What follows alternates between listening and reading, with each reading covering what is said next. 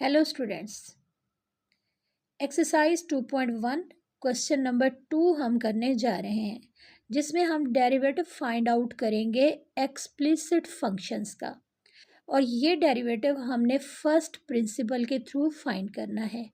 First principle, इसका दूसरा नाम है बाय डेफिनेशन या फिर बाय ab initio मेथड। ये हमने अप्लाई करना है। ये तीनों नाम एक ही मेथड के हैं। इस फंक्शन को हमने सॉल्व करना है। फंक्शन को सॉल्व करने से पहले हम ये देख लेते हैं कि एक्सप्लिसिट फंक्शन क्या होता है। ऐसा फंक्शन जिसमें डिपेंडेंट और इंडिपेंडेंट वेरिएबल्स मिक्स करके ना लिखे हों, जिसको देखते ही हमें पता चल जाए कि डिपेंडेंट वेरिएबल कौन सा है और इंडिपेंडेंट कौन सा है। जैसे कि ये आपके सामने एक एग्जाम्पल है। इस एग्जाम्पल में डिपेंडेंट वेरिएबल y इक्वल के एक साइड पे और इंडिपेंडेंट वेरिएबल x इक्वल के दूसरी साइड पे है। जैसे ही x में कोई चेंज आएगी तो y में भी चेंज आएगी और ये चीज़ हमें बिल्कुल क्लियर नज़र आ रही है। क्वेश्चन नंबर 2 में हमारे पास एक एक्सप्लिसिट फंक्शन गिवन है जिसको हम डिफ्रेंशिएट करेंगे। डेरिवेटिव हम इसका फाइंड करेंगे और डेफिनेशन के थ्रू करेंगे। तो डेरिवेटिव की डेफिनेशन है limit delta x approaches to zero delta y over delta x. Delta y increment है y में और डेल्टा एक्स इंक्रीमेंट है x में। अगर हम अपने क्वेश्चन को इस डेफिनेशन के अकॉर्डिंग सिंप्लीफाई कर लें तो ये हमारे पास डेरिवेटिव की डेफिनेशन बन जाएगी। यानी हम उसको लिख सकेंगे d y over d x. D over d x differential operator है और वाई डिपेंडेंट वेरिएबल है। डेल्टा वाई इंक्रीमेंट है वाई में, डिपेंडेंट वेरिएबल में, और डेल्टा एक्स इंक्रीमेंट है एक्स में, यानी कि इंडिपेंडेंट वेरिएबल में। और हमने delta y over delta x यानी दोनों इंक्रीमेंट्स की रेशो लेनी है और इसके बाद हम इसके ऊपर लिमिट अप्लाई करेंगे तो ये हमारे पास डेरिवेटिव की डेफिनेशन बन जाएगी। तो ये हमारा पर्पस है, हमारा मकसद है कि हम इस तरह से डेफिनेशन बना लें और इसके बाद हम उसको directly d y over d x लिख सकते हैं। तो हमारे पास ये फंक्शन गिवन है जो कि एक्सप्लिसिट फॉर्म में। इसको हम थोड़ा सा सिंप्लीफाई कर लेते हैं। y को इसी तरह लेफ्ट साइड पे रहने देते हैं और x क्यूब लिखा हुआ है और होल अंडर रूट है। तो अंडर रूट का मतलब है कि हम इसको लिख सकते हैं पावर 1/2। अब 3 को और 1/2 को जब हम मल्टीप्लाई करेंगे तो हमारे पास ये वैल्यू आ जाएगी y इक्वल x पावर 3/2, क्योंकि 3 और 1/2 जब मल्टीप्लाई होंगे तो आंसर हमारे पास 3/2 हो जाएगा। तो y इक्वल एक्स पावर 3/2 ये हमारा फंक्शन है जिसको हमने सॉल्व करना है बाय डेफिनेशन या बाय फर्स्ट प्रिंसिपल। अब यहाँ पे मोस्ट इम्पॉर्टेंट चीज़ ये है कि जब तक हम इंक्रीमेंट्स नहीं लेंगे, डेल्टा वाई और डेल्टा एक्स नहीं लेंगे, उस वक़्त तक हम अपने क्वेश्चन को सॉल्व नहीं कर सकते। तो हमने एक्स को इंक्रीज़ करना है। एक्स जो कि इंडिपेंडेंट वेरिएबल है, इसमें इंक्रीमेंट ऐड करेंगे हम डेल्टा एक्स, तो ये बन जाएगा एक्स प्लस डेल्टा एक्स। पहले से ये था एक्स पावर 3/2, एक्स को बढ़ा दिया, एक्स प्लस डेल्टा एक्स लिखा, तो ये होल पावर 3/2। और जो लेफ्ट साइड है y, इसको अब हम लिख लेंगे y plus delta y. Increment add करने वाला स्टेप बहुत ही इम्पोर्टेंट है क्योंकि इसमें अगर आपने मिस्टेक कर दी तो आगे आपका क्वेश्चन गलत हो जाएगा। इसके लिए हम ये एक एग्जांपल ले लेते हैं, इसकी प्रैक्टिस कर लेते हैं। अगर हमारे पास y इक्वल एक्स है तो हम इसको लिखेंगे x को इंक्रीज करके x प्लस डेल्टा एक्स और y को हम लिखेंगे y प्लस डेल्टा वाई। अगर x स्क्वेयर है तो हम लिखेंगे x plus delta x square. अगर x क्यूब है तो हम लिखेंगे x plus delta x whole cube. और अगर पावर 4 है तो हम यहाँ पे पावर 4 लिखेंगे और अगर 3/2 है तो हम होल पावर 3/2 लिखेंगे।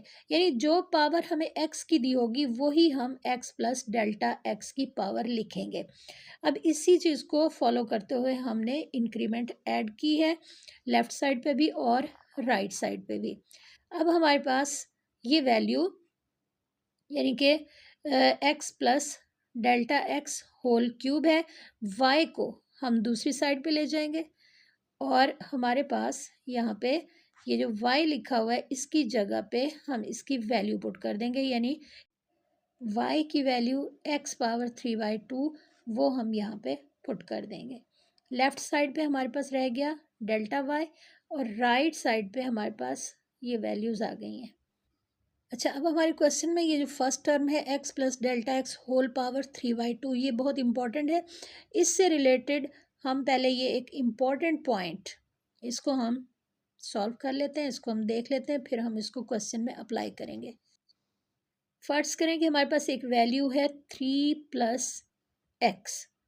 अगर हम यहाँ से 3 को बाहर कॉमन निकालें तो हमारे पास फर्स्ट टर्म आ जाएगी 1।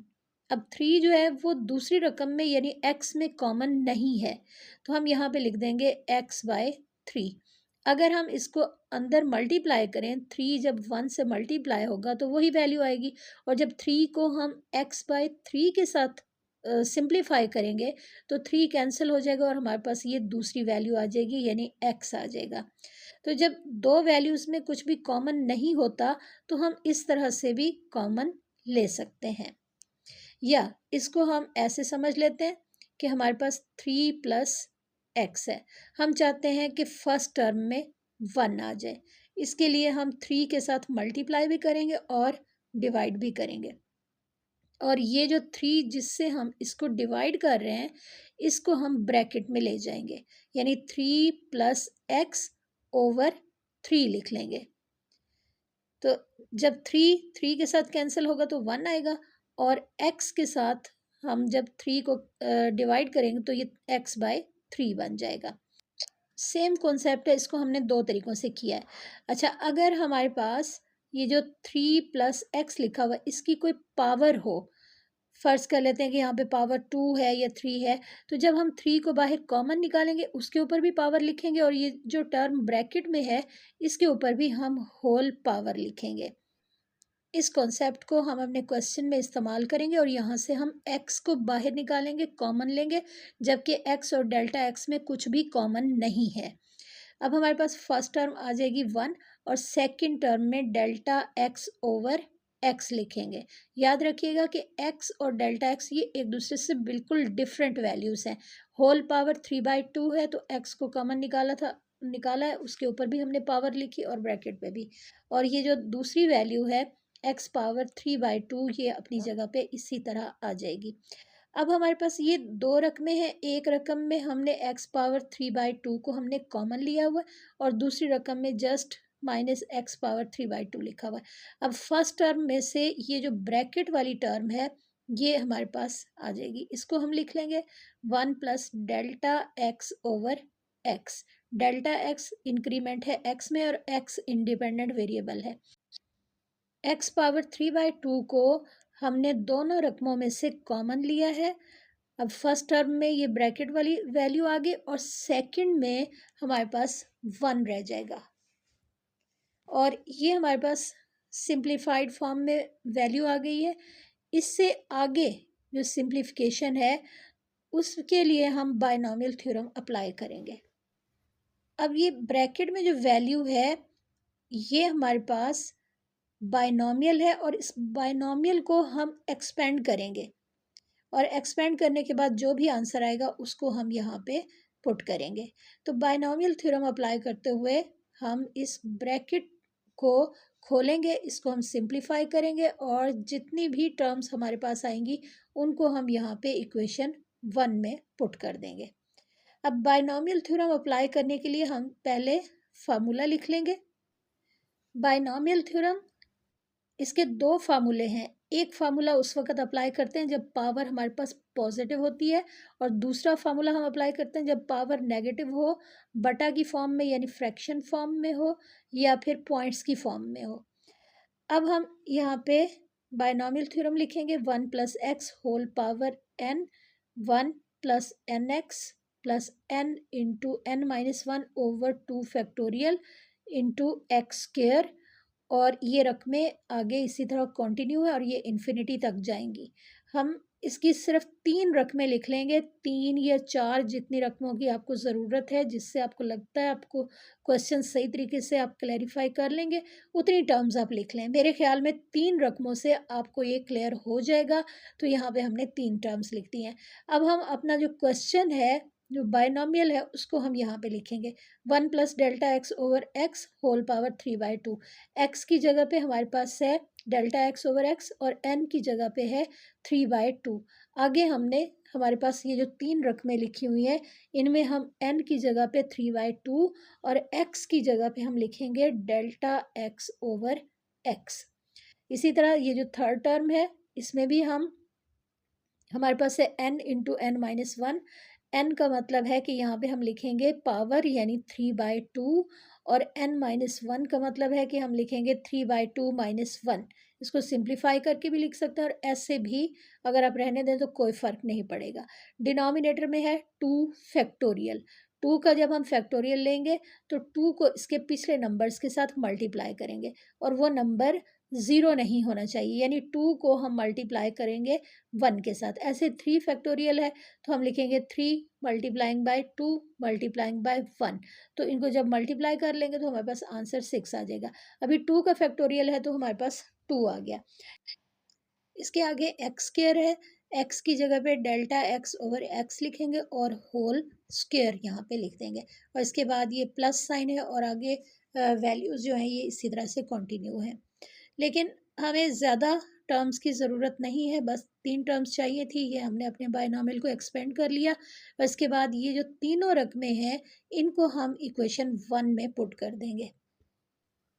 इक्वेशन 1 में जहाँ पे 1 + delta x over x whole power 3/2 है, इसको ख़त्म करके इसकी जगह पे ये तीनों रकमें हम लिख देंगे और इसके बाद हम इसको आगे सिंप्लीफाई कर लेंगे। अब इक्वेशन 1 में ये लेफ़्ट साइड है, इसमें डेल्टा एक्स लिखेंगे, इसके बाद इक्वल का साइन और x पावर 3/2 जो कि हमने कॉमन निकाला था, ब्रैकेट का साइन डालेंगे और अब ये जो ब्रैकेट में बायनॉमियल लिखा हुआ है, इस पूरी टर्म को रिमूव करके इसकी जगह पे इसकी एक्सपेंशन हम पुट करेंगे। तो एक्सपेंशन हमारे पास है 1 + 3/2 डेल्टा x ओवर x। तो ये 2 टर्म्स हमने लिख ली। इसके बाद ये जो थर्ड टर्म है ये है प्लस साइन आ जाएगा और इसके बाद 3/2 into 3/2 minus 1 divided by 2 delta x over x whole square.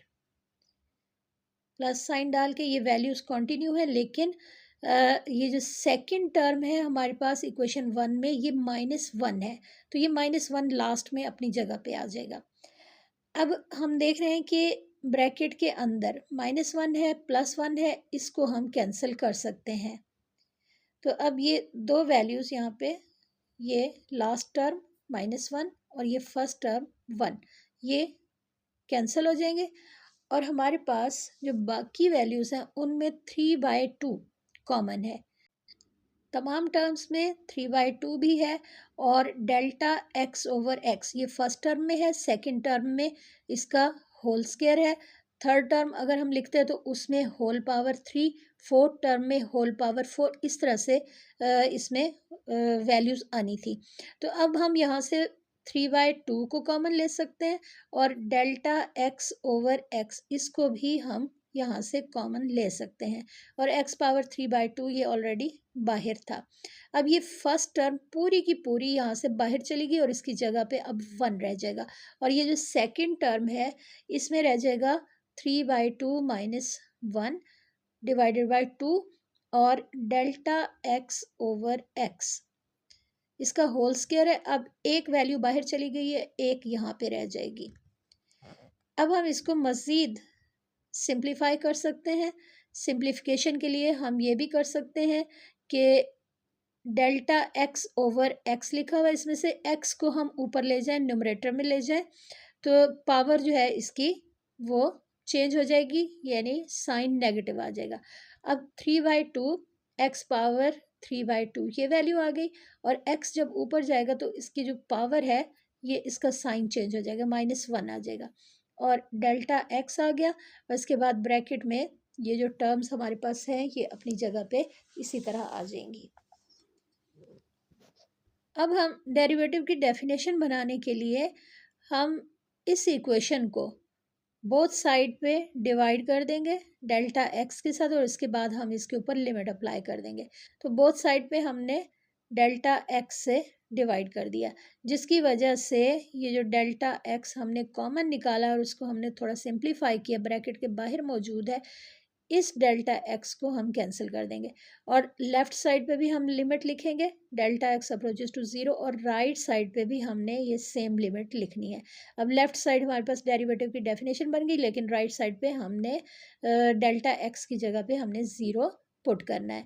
तो डेरिवेटिव की डेफिनेशन है limit delta x approaches to zero delta y over delta x. अगर ये हम अपने क्वेश्चन में बना लें तो इसका मतलब है कि ये डेरिवेटिव आ गया d y over d x, हम इसको लिख सकते हैं।